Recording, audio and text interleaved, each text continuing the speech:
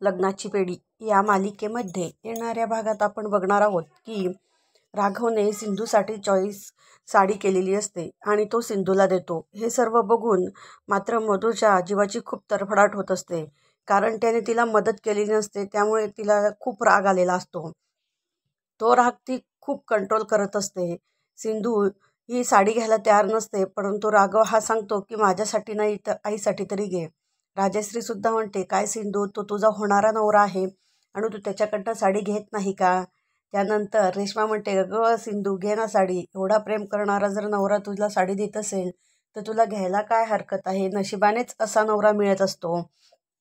हे सर्व बोलणं हे मात्र मधू ऐकत असते आणि मधूला मात्र या गोष्टीचा खूप मोठा राग आलेला असतो.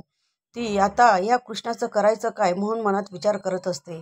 त्यानंतर कृष्णा ही मधूला भेटण्यासाठी तिच्या रूममध्ये जाते आणि ती सांगते की मधू, अगं मी तुझी मैत्रीण आहे, जरा माझं ऐकून घेशील का? मला काही त्या राघवशी लग्न करायचं नाही आहे, पण तो माझ्या मागेच पडलेला आहे, तर मी काय करू?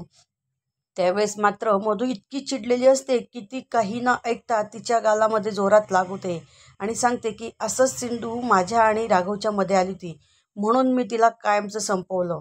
ती वर गेली. आता एवढं लक्षात ठेव की आता ही वेळ तुझी आलेली आहे. तुला सुद्धा मी आता जिवंत ठेवणार नाही.